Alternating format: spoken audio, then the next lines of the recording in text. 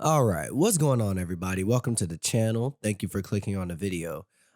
So here's the thing. I recorded an entire audio basically about me talking about the Flash and spoilers, and it was like 35, 40, 40 mile, 45, 35 minutes long, something like that. And my computer decided to corrupt the file. So that's why that video isn't up yet. I have to re-record it again, and I didn't really find out that this happened until last night. Well, actually, I found out yesterday afternoon before I was headed to work, or like midday.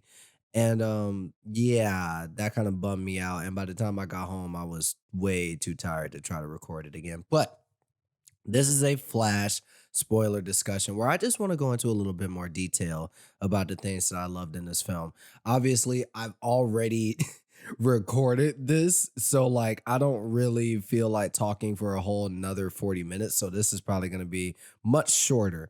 But basically what I did in that video, I followed a three-act structure. I went throughout the film in three acts. Basically what happened is I went back to Regal.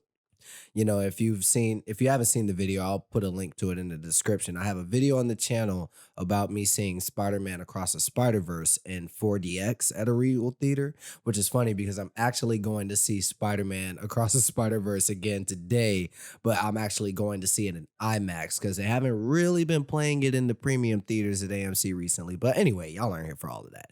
I was at Regal, and there was nobody in the theater. I was the only one in there. So I did something I've never done before, which is take notes in the movie. I've never done that before. So I took notes. I took notes in the three-act structure. This is going to be a lot looser, on this channel, the spoiler discussions and the spoiler talks. If you guys want me to do lives, I can do lives, but of course, lives are going to be largely unedited, and spoiler talks and things like that and discussions, they're going to be mostly unedited. These are those moments when I kind of just want to pick up the mic and talk to you guys. I don't want to write out a big long script and have to stick to everything I'm saying. I do want to do that for certain videos, but not here. But anyway, let's get to it. So in Act One with the Flash, I have here on my notes the opening sequence, and I'm assuming I'm just referencing, that whole beginning sequence with Flash and Batman. Batman's chasing the thugs. Flash is trying to save the hospital, and I think this scene is great. I think it's fantastic. Yeah, the CGI babies don't look too great, but they didn't take me out of the film. I think it'd probably be pretty horrifying to see realistic babies falling to their death. So I appreciate that the babies didn't look real. And I like the way that Flash's speed is depicted. I really enjoy the way that Andy Muschietti directed the depiction of speed. And who doesn't like Batman? One of the main things that I feel like DC gave us that we take for granted is Ben Affleck as Batman. I think he's really good in this role, and I think he's really cool. I love his costume design. I love how he just serves a mentor role to Barry, which we'll talk about a little bit more later. But yeah, all the action in this scene is great. And it's a heart-pounding scene. It's exhilarating. I love the Wonder Woman cameo. Everything about this sequence, I thought it was great. I didn't really have any complaints. Uh Next here on my notes, I have the flashback. Now, this is the part where Barry's on the phone with his father and he's, giving him the bad news that, hey, we got the camera from the store that shows that you were at the store. Unfortunately, you don't ever look up towards the camera, so we can't really confirm that it's your face. So yeah, this isn't gonna. They have an appeal coming up. They were hoping this would be the moment where we get Barry's dad out of jail, but it's not gonna happen. And we get a flashback to the actual situation. We get young Barry who has a Scooby Doo shirt on, which I love. We get young Barry with the parents. They're just kind of hanging out. The mom's like, "Yo, I forgot the tomatoes." He has to go get the tomatoes. And I love that they never really show us what happens at the house. They don't show us what happens to the mom. They just kind of show us that something happened. And I think it's really cool when filmmakers can, take that kind of risk and go, look, the audience is intelligent enough. Oh, wow, what was that? The audience is intelligent enough to follow along with the story without having to have every single detail or every single explanation of every situation in the story. Excuse me. So I thought that was really cool. And then shortly after this, we get the first Chrono Bowl scene. Barry is walking briskly towards the camera, and I love the camera work in this film. I think the cinematography is great. And one thing about DC movies, they always look gorgeous. They always look beautiful. But he's walking towards the camera. He gets into that run, and you're like, "Oh Lord, here we come! Here it happens!"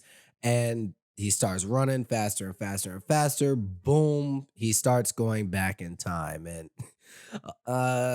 listen, I wasn't too crazy about the Chrono Bowl scene at first. You know, I kind of had the same reaction as most people when I saw the other timeline versions of human beings. I was just like, oh Lord, what is that? But then I thought about it and I was like, you know what? Flash can do things that we've never seen before. And well, in terms of on a movie screen, we never seen Flash's powers like this on a movie screen. So it's like the way they depicted it, you know what? I was like, I'm cool with the CGI people not looking real. I actually wish they would have went a little bit more cartoony and over the top just to hit the point home that this is not supposed to look real. This is just supposed to look stylized. It's supposed to look weird. And I appreciate that actually. You know, I actually appreciate the effects of the Chrono Bowl scene, even though that's what people are saying is like the worst thing in the movie. I'm just like, well, I like it. The talk with Bruce in the first act I thought was great. You know, that final scene with Ben Affleck's Bruce. I just love his role and I love the dialogue that's written for him here because Barry's just kind of like, look, Bruce, I can go back, I can fix things. And Bruce Wayne gives some of the best Bruce Wayne lines I've heard in a film, period, where he's just like, Barry, our scars make us who we are. We're not meant to go back and fix them. Don't live your past, live your life. Don't let your tragedy define you. And then Barry's just like, your tragedy made you a hero, to which Bruce responds, but it also made me alone.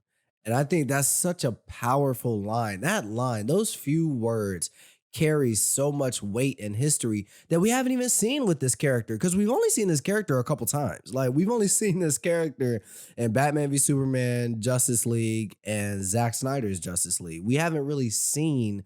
I mean, yeah, he had a cameo in Suicide Squad, but you know, um, I really feel like this character, there's a lot that was written for him under the surface, even from the beginning by Zack Snyder.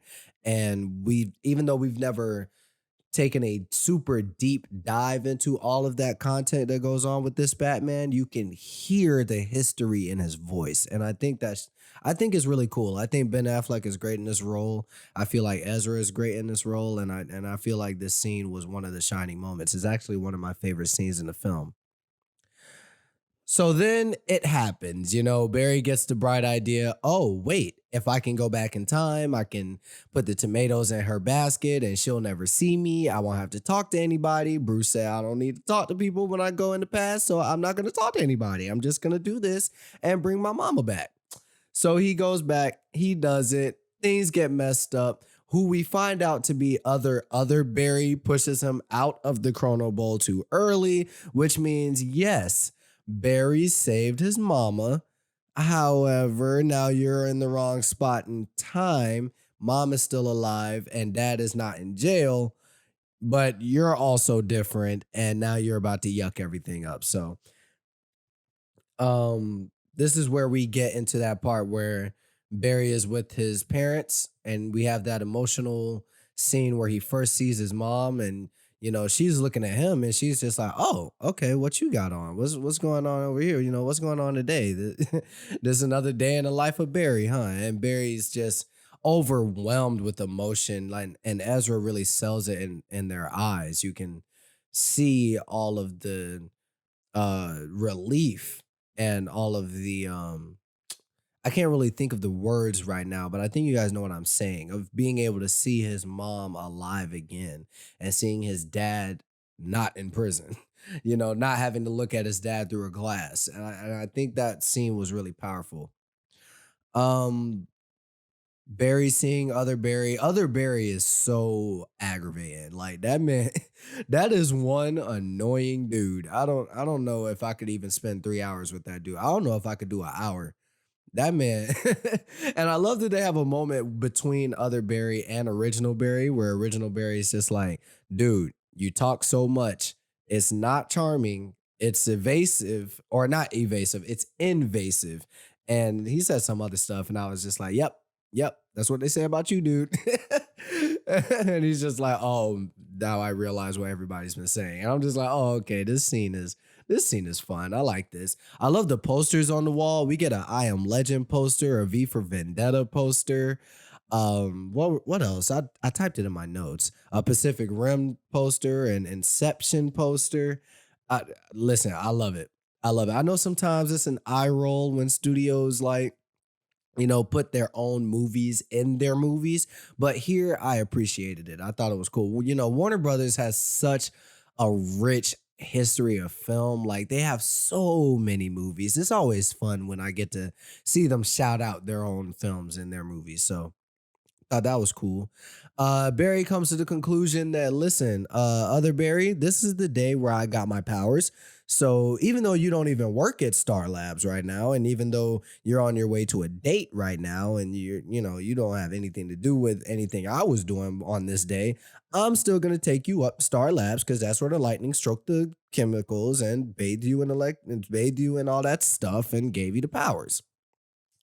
So we get there. It's time to get the powers. I like phasing. You know what I mean? I like the phasing. I like when the berries are going through walls and such. I think it's fun. The effects, again, they don't look too hot, but it's like you're trying something new. Anytime you try something new, it's probably going to look a little wonky at first. So I feel like the innovation outweighed the execution a little bit here for me. So we get that scene where they're in the lab and other Barry's just like, I don't really want to be struck by lightning. And then Barry's just like, it's not really the lightning that electrocutes you. The lightning hits the chemicals and you get bathed in it, and that's what electrocutes you. And it's like, oh, well, that's better. So push come to shove, they start arguing, mistakes are made. Barry is struck by the lightning or whatever. And then the lightning goes through Barry and into other Barry. And a tooth flies out of Barry's mouth into other Barry's mouth. I just love that scene. I think that scene is so bonkers. It's so crazy. It's about what I'm beginning to expect from Andy Muschietti. He seems like one of those directors that's going to be ballsy enough to make something goofy, to do something weird. And I feel like that's really cool. So Barry loses his powers. Other Barry gets his powers. Of course, he's a complete douche wagon with them. He's such a he's such a little kid with these powers, and it's what you'd expect. It's what you'd expect from this Barry. This is a different Barry. So after this happens, we end up going to other Barry's dorm room where other Barry has friends. Yeah, this is a Barry that's grown up. I'm saying Barry a lot. This is a Barry that grew up with his parents. So with both of his parents, he's a little bit more of a douche. He's a little bit more what's the word? A little bit unappreciative. He's a little bit more out there. He's not as socially awkward. He's still a little awkward, but he's not completely incapable of being socially normal. And I don't know. I don't know. I really enjoyed this scene meeting his friends. It's not one of the best scenes in the film or anything. It's just one of those nice moments where the comedy is really hitting hard, and they're making me laugh a lot, and I'm liking the characters. I'm liking the Back to the Future talks. I'm loving the background details. I love the Mortal Kombat poster, the Looney Tunes wallpaper, the Gremlins 2 shirt, all in this scene while we're just talking about Back to the Future for a chunk of it. And yeah, this movie had me very much well on board at this point the first time I watched it. Moving on here to Act Two, I wanted to talk about Wayne Manor for a little bit. I think Wayne Manor looks super cool. As someone who's never seen the Michael Keaton Batman, this was kind of my first experience with this place, and it looked so awesome on that IMAX screen. It just looked so beautiful, and I love when they're walking up and other berries is like, "What is this hell?" It does kind of look like hell. If you showed Wayne Manor to me and said this is hell, I don't think I would argue. I think I would more just be like, "Oh, okay." seems to fit the seems to fit the vibe a little bit. So they're walking around inside, and sorry, my phone's going off. They're walking around inside. I love the set design in this film. The set design is beautiful. It never feels like the characters are just standing in front of a big behind screen, and that's projecting everything that they're supposed to be interacting with behind them, because that's how you get movies that look fake. And that's how you get movies that look like Ant-Man and the Wasp Quantumania for a lot of it. Here, I never got taken out of the experience by any of the set design or any of the effects. I really enjoyed what they had physically going on behind the scenes. So we meet Michael Keaton's Bruce, and he basically attempts to explain this multiverse timeline stuff. I mean, not really, like they take a dig at Endgame a little bit. And what they basically explain is that when you start messing with times and multiverses and all this stuff, it just becomes a big ass mess. And I personally don't disagree, actually. I feel like one of my least favorite things about the MCU right now is this multiverse story. I'm not really a fan of the direction they've been going in. I'm praying that they're in the process of switching gears right now. Even though I don't hate everything that they've been releasing, I've loved a lot of what they've done. But, I do hope that they I do hope that they switch gears off of this multiverse stuff. But yeah, even though the Flash's scene doesn't really explain how the timeline stuff works, which kind of comes back to bite it in the butt in the third act, I do feel like they made a good point though. When you start messing with all this stuff, there's really no consistent rules with it. We are talking about something that does not exist. We don't know how to navigate a multiverse or a timeline. Even if there is one, we don't even have knowledge of it. And, why would we know how it works? You know what I mean? So I do think it's futile when these movies try to go into these deep explanations of these things, because you're just going to have people walking out going, well, you said that and that contradicts this. So that doesn't make sense. Plot messy now. And it's just like, well, I don't put that much stock into it. It's a comic book movie. There's going to be things happening that don't make a lick of sense. And I honestly, my lead way for that is a little higher than it would be for most films. But moving on, uh, it's time to use some bat shit. Michael Keaton's just like, nah, not really into helping y'all. I'm gonna just kind of chill out, do what I got going on here. And the berries are like, well, we're gonna go to your bat cave and play with your bat shit. And whoa, that sounded crazy, huh? And the Bat Cave is gorgeous. Again, I love the set design. I love the nostalgia. The score is really pumping here. They're blasting that Tim Burton Batman score, and it sounds beautiful. It sounds great. I love seeing the Batmobile and the classic bat symbol with the yellow. It's gorgeous. It's fascinating. Really enjoyed that scene where Barry gets sick of other Barry and he kind of tells him off. And I just really love the dynamic between these two, because even though they are the same person, they're two different people. And like I said in the original review of The Flash, I love when actors get to play double roles. I really feel like they get to really flex their chops and show off what they really can do if you give them a script that allows them to show it. Um, so Michael Keaton decides to help. We get the iconic scene from the trailer. Yeah, I'm Batman. And it's like, all right, it's time to go off. Zod is back. Zod is back. So we need a Superman. But there's no Superman on this world. So we gotta find whoever else. Or actually, at this point, they didn't know that there wasn't a Superman. They just had to go find him.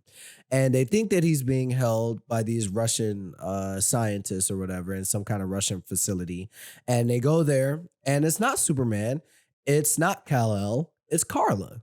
It's Carla Zor-El, also known as Supergirl, played by Sasha Calle. And this is where the film really just started to elevate for me. I love this character. I love this character. Is she overflowing with personality? Not necessarily, but the Kryptonians are usually a little more boring than some of the other characters. I mean, that didn't bother me, and I appreciated the amount of time she had. I do wish she had a couple more scenes. I do wish she had a couple of more moments, but the scenes that she did have, I thought were so badass. We get a fight when we get her out of dome that she's being held in. The fight is so raw.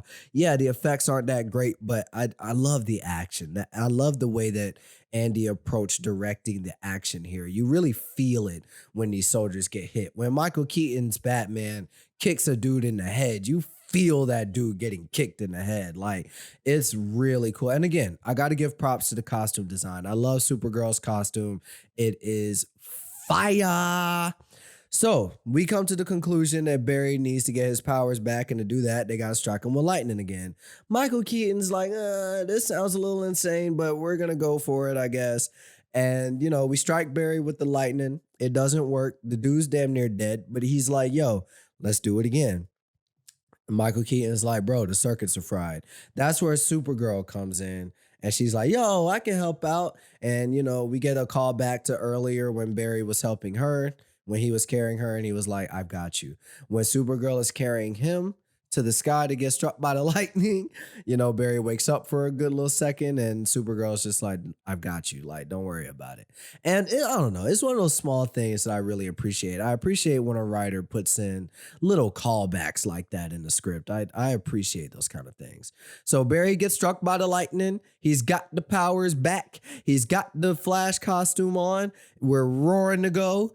And here comes Supergirl. She's just like, yo, why did you help me earlier? And then Barry's just like, because you needed help.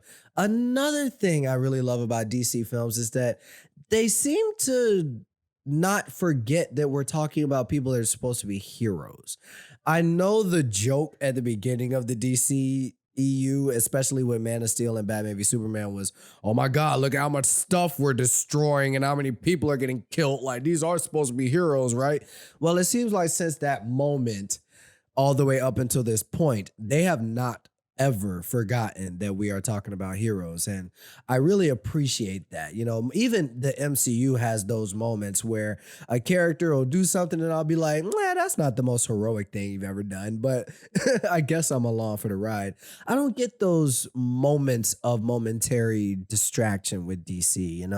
It always feels like these are good people trying to do good things just for the sake of the good things. And that's what makes them so larger than life. It's not the fact that they have these godlike powers. It's the fact that they are able to do what so many of us struggle to do, which is give a shit about somebody else without them doing anything for you. But regardless, this is where we get into the third act. It's time to get nuts. We get the iconic scene. Let's get nuts, or not scene, but the iconic dialogue from Batman. You want to get nuts? Let's get nuts. And we get into the final action sequence between Batman, Supergirl, Flash, and Flash, and all of Zod's goons. And I love the third act of this film. Oh my God. I just love the action. I think the action is so cool. I think the costumes look so cool. I think the effects look so cool. I love the bat plane. When he grapple hooks, or not grapple hooks, but when he like attaches those two cables to those two ships and flies up over that mountain and just wastes those two ships, bro, that shit was so crazy. Got my bruh. Y'all know there's like a little 11-year-old boy living inside my soul, right? Like when I was 11, that little boy, he hasn't really died. Like I may be whatever age I am now, but man, like that jump, it feels like I'm back on a Saturday morning cartoon with the cereal, just like in the best ways though, in the best ways. It gets the blood pumping. I love watching the Flashes work together. I love Barry teaching other Barry about his powers. I love the whole what's it called? Come on, Barbie. Let's go party. And then they start kicking ass. And it's only great because not only is the new Barbie movie coming up a Warner Brothers property, but the Barbie trailer played before this film. The trailer I was kind of avoiding because I didn't want to know anything about this Barbie movie. The first trailer was just so intriguing to me, that little first sneak peek, that I was just hyped for the movie. I was like, I don't want to go in knowing anything about this film. Unfortunately, they played the trailer, which I should have expected because it's a Warner Brothers film. But yeah, that was fun. I love Supergirl beating the shit out of Zod, but I love that the film does not forget Superman is the only one that could have beaten Zod. Even though Supergirl is really strong, she's really cool, Zod can't be beaten by anybody other than Superman. So this whole thing we're trying to do here is futile. Zod kills Supergirl, Batman gets folded, and other Barry's just like, look, it's okay. We can just try again. We can do it again. So they go back in time. They're like, you know what you're gonna change? I know what I'm gonna change. And they change things. It doesn't really change the outcome, it just prolongs it. Supergirl still gets folded. We get an awesome scene where Batman wastes that big dude that was one of Zod's goons in Man of Steel. Yeah, he's back, and Batman completely wastes this. Well, okay, we find out a little bit after this that he didn't even waste him, like he was still alive, but still, Batman put the paws on him, and I was like, bro, this suit, I love seeing this suit in the daytime. The Batman suits are so cool. Can we please start seeing more of them in the day, in the sun, where we can clearly see the details? They look so freaking raw.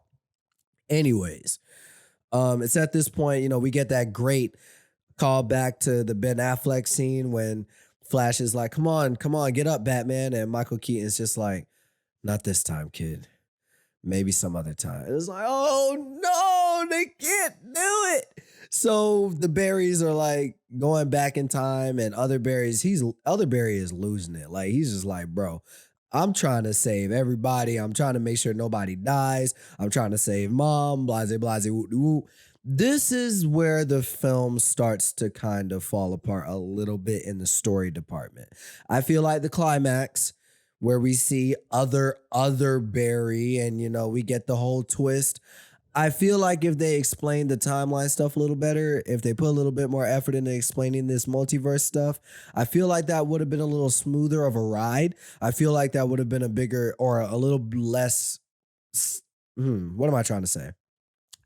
It would have been an easier pill to swallow if they explained it a little bit better and if they led up to this twist a little bit better. But as is, it feels like it does kind of come out of nowhere, and they don't really do the best to explain it. Sorry, that's my alarm. I am going to see Spider-Man in about 2 hours. So yeah, I got plenty of time. But yeah, even though this is where the story starts to unravel a tad, it doesn't last long. That'd be the worst. When a movie brings out a twist that completely just doesn't really make a whole lot of sense with the rest of the story, and then that twist is actually the catalyst for us getting another like 30 or 40 minutes in the movie, then I'm like, yo, like, no, because that's when the story really will start to fall apart. But here they wrap up this paradox thing pretty quick. They got other Barry stabbing other Barry on accident, and that ends the paradox. And Flash is just like, man, this whole mess, I can't save mom. It just can't happen. So he goes back in time, and he's like, bro, you gotta kill mom. And it sucks because this next scene is very, very difficult. If you've ever lost a family member, I'm warning you, if you haven't seen Flash, which I know most of you have not, I'm warning you. The scene between his mother at the end of the film is very tough. And you may want to bring the tissues. I'm not saying you're gonna be crying as much as you were in Guardians. I'm not saying that, but it is a tearjerker. It is a tearjerker. And if you've lost somebody in your life, it's a tough scene. It's a very tough scene. I won't even get into the details. You'll just have to see it for yourself. But yeah. This is a spoiler talk, so you should have seen it. I forgot even what I was doing.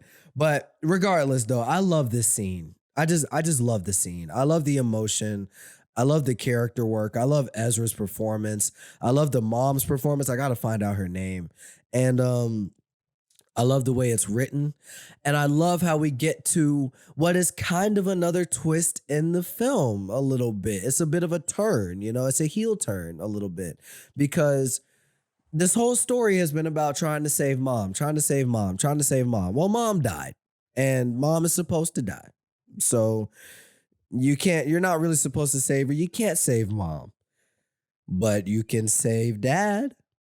I love that Barry's just like, wait a minute. That man went to the store to get a certain color can of tomatoes. He never looks up so the camera doesn't see his face. So that means that the tomatoes that he needed were on his eye level. They were on a shelf that were on his level. Why don't I switch the tomato cans so that he has to look up? That way the camera sees his face. That way dad doesn't get, you know what I mean? That way we can get dad out of jail by proving that it is in fact him at the store and not at home murdering the mama. So we get to the court scene, and of course that happens. The dad is freed. Very emotional scene, very powerful scene. I don't know. I love the writing. I just love the script. And this is great. Barry gets a last scene with Iris that's really cute, and it seems like they're gonna be a thing, and everything is all is well in Gotham, right? Is that where we're at? I don't even know where we're at in DC. I think we're in Gotham. But yeah, all is well, or it seems like all is well until Barry gets a call from Bruce Wayne and he's like, "Oh man, I can't wait to see you. Oh my god." And Bruce Wayne pulls up and he's getting out of the limo and it's George Clooney. And Barry's just like, "Who the fuck is this?" I loved that. I loved that. It just hits home what Michael Keaton was saying. It's like you playing with this multiverse shit, it's gonna be a mess. Things are gonna get changed. And even just switching the tomato cans, even just that one minuscule thing completely changed the Bruce Wayne in this universe. And I thought that was really fun. So yeah, that's pretty much the gist of it. I love this movie. I think this movie's fantastic. I want to see it so many more times. Probably not in theaters. I'll probably catch it one more time in theaters. But yeah, I think this movie's great. It's becoming one of my favorite DC films. It's actually becoming one of my favorite comic book films. Not like in my top 25 or anything like that, but it is becoming one of my favorites. I have so much fun and I really love the story. I love the camera work, the cinematography. Andy Muschietti, he's 4 for 4 with me. I liked Mama. I loved both It films. I love this. Dude, he's got me on board. He's becoming one of my favorite filmmakers, honestly. So yeah, if you haven't seen the film yet, which I know a lot of people haven't, I implore you, you should go watch it. But if you don't want to watch it, that's cool too. Ain't nobody forcing you. You don't have to do anything that you don't want to do. But as far as I go, I love this movie. And I'm probably gonna go see it again. That's me. That's what I got. If y'all enjoyed this film, or if I don't even know what I'm trying to say right now. My brain is so scrambled, but I'm still a little upset about losing that audio file. I'm still a little pissy about that, but it's fine. It's okay. If you guys liked the video, drop a like, drop a comment. Let me know how you felt about the film. Let me know how you felt about my thoughts on the film. If you mess with me and if you like me, hit the subscribe button. But if you don't, that's cool too. Everybody have a good day. I'm gonna get out of here. Yep. Y'all take it easy.